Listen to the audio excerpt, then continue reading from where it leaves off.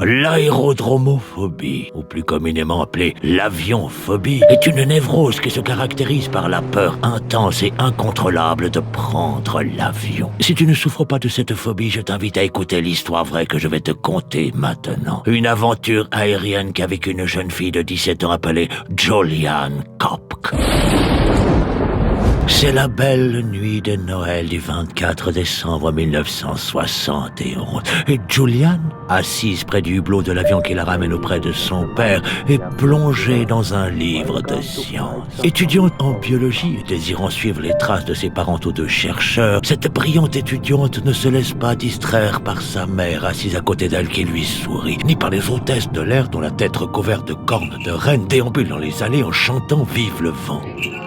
Non, Julianne, bien qu'heureuse de son séjour à Lima avec sa mère qui l'accompagnait pour son bal de promo, est surtout très heureuse de retrouver Hans, son père, qui les attend toutes deux dans son centre de recherche à 1 heure de Lima. Un trajet plutôt rapide qu'elle a l'habitude d'effectuer. Et bien qu'au bout de 30 minutes, le ciel s'assombrit en raison d'un violent orage, Julianne ne détache pas ses yeux de son livre, plongée dans les théories de Duhem sur la biologie particulière, quand subitement, frappée par un énorme flash blanc, Julianne est projetée dans le vide à 3200 mètres d'altitude, plongeant en direction de la forêt amazonienne à une vitesse de 45 mètres secondes. Mais sa torture ne sera que de courte durée puisque celle-ci va perdre connaissance juste avant de toucher les premières branches.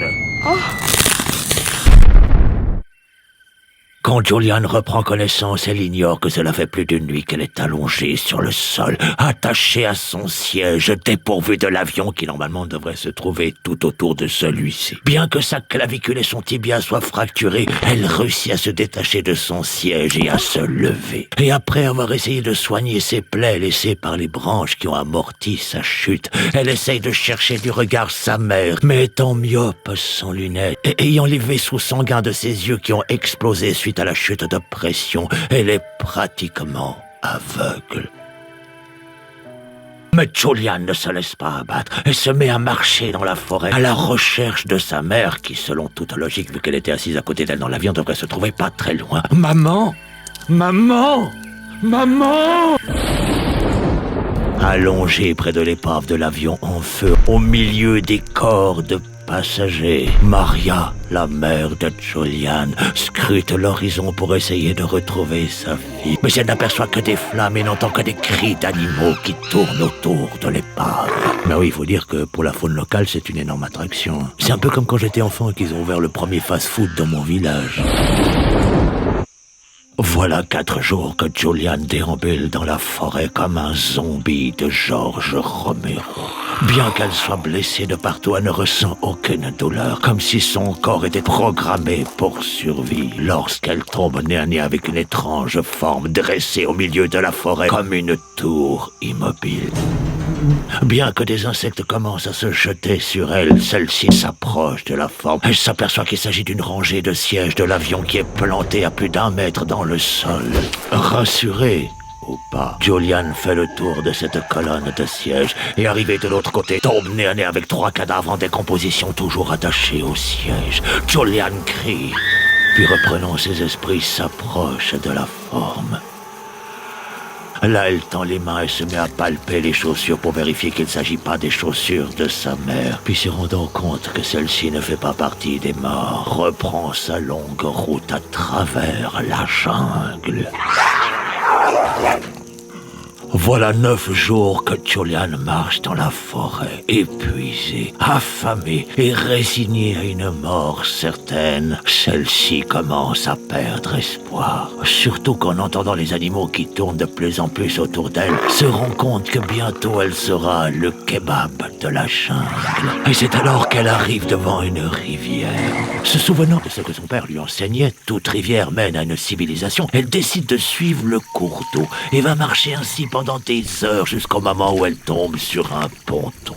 Un ponton un signe de civilisation. Julian commence à reprendre espoir. Elle se met à scruter l'horizon afin de vérifier s'il n'y a pas d'autres signes de ce type. Et là, elle aperçoit un chemin qui entre dans la forêt. Julian se dit, s'il y a un chemin, c'est qu'au bout de ce chemin, il y a un village. Elle décide donc de l'emprunter. Et au bout d'une longue marche, arrive devant une cahute composée d'un toit, 4 poteaux, sous lequel est entreposé un bateau à moteur.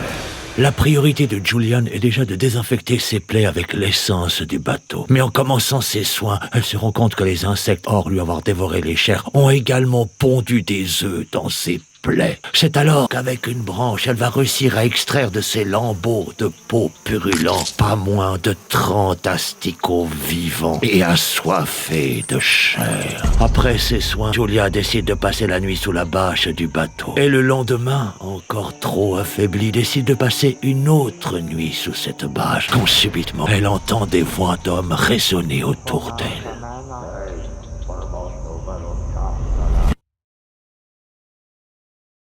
Ce matin, en quittant leur tribu, ces 3 courageux pêcheurs ne s'attendaient pas à tomber sur l'Emancha, l'esprit de la rivière qui, selon leur tradition, devait apparaître sous la forme d'une femme blonde.